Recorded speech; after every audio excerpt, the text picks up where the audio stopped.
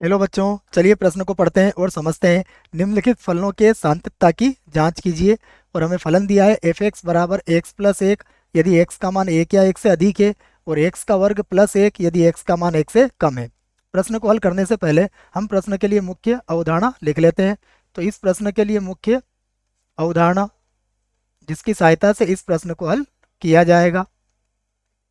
मुख्य अवधारणा में देखिए, सबसे पहले हम क्या करेंगे। सबसे पहले हम यह लिखेंगे कि यदि यदि x बराबर ए पर कोई फलन एफ एक्स संतत है तब तब फलन की दाईं सीमा, फलन की बाईं सीमा और x बराबर ए पर फलन का मान तीनों क्या होंगे, बराबर होंगे। अर्थात हम लिख सकते हैं एफ ए प्लस बराबर एफ ए माइनस, और ये बराबर होगा एफ ए के। तो ये सूत्र आप प्रश्न के लिए याद रखिए। अब हम सबसे पहले एक नंबर पर लिखेंगे कि माना माना x बराबर क्या है, C1 है। और जहां C1 जो है कोई भी वास्तविक संख्या हो सकता है, परंतु C1 का मान सदैव एक से अधिक होगा। तब तब x बराबर C1 पर सांतत्यता की जांच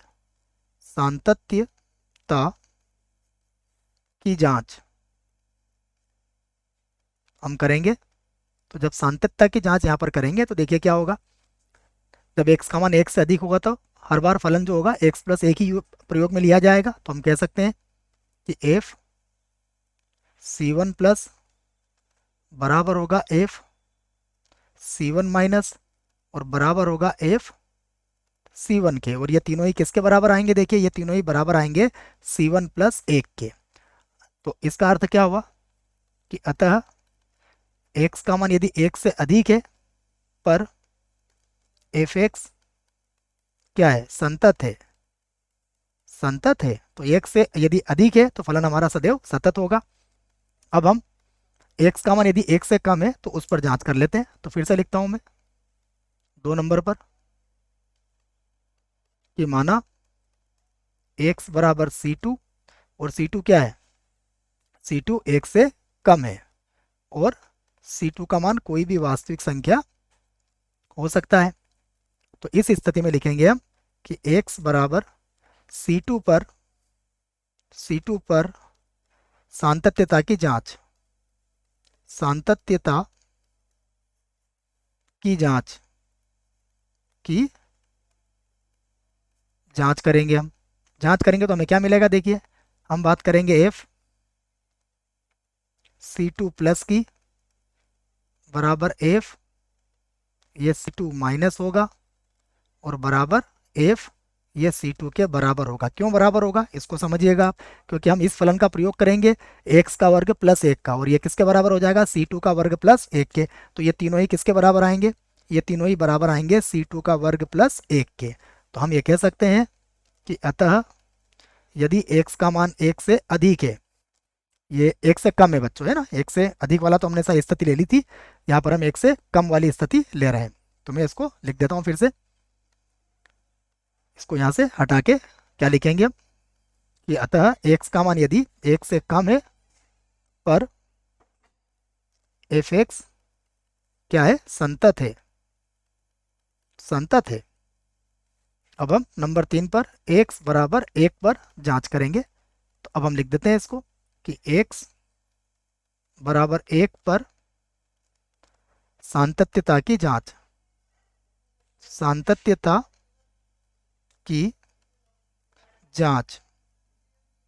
अब हम इसकी जांच कर देंगे। देखो, तो सबसे पहले निकालेंगे हम एफ एक प्लस का मान, जिसे हम लिख सकते हैं लिमिट एच का मान 0 की ओर अग्रसर, और ये बनेगा एक प्लस एच के बराबर।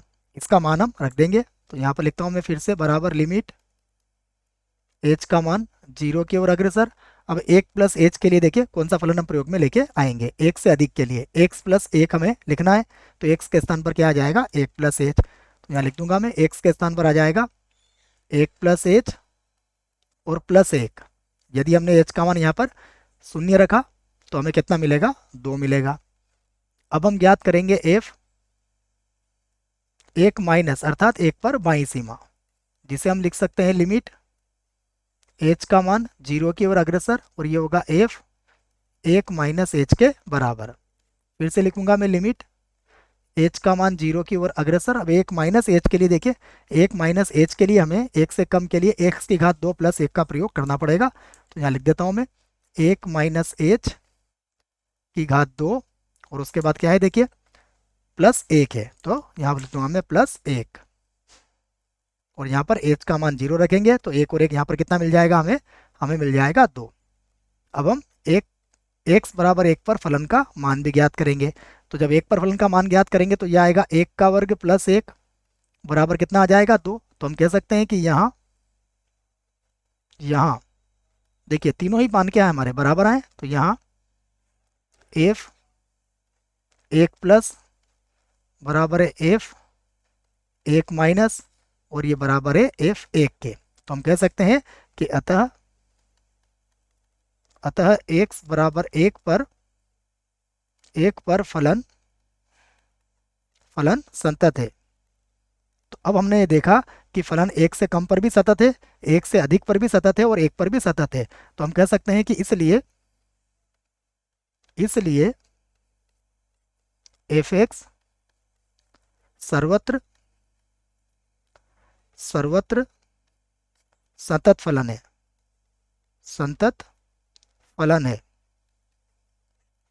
अतः इसके कोई असातत्य बिंदु विद्यमान नहीं है। इसलिए हम इसका कोई असातत्य बिंदु नहीं लिख पाएंगे, क्योंकि फलन हमारा क्या है, सर्वत्र सतत फलन है। आशा करता हूं बच्चों आपको इस प्रश्न का उत्तर समझ में आया होगा। धन्यवाद।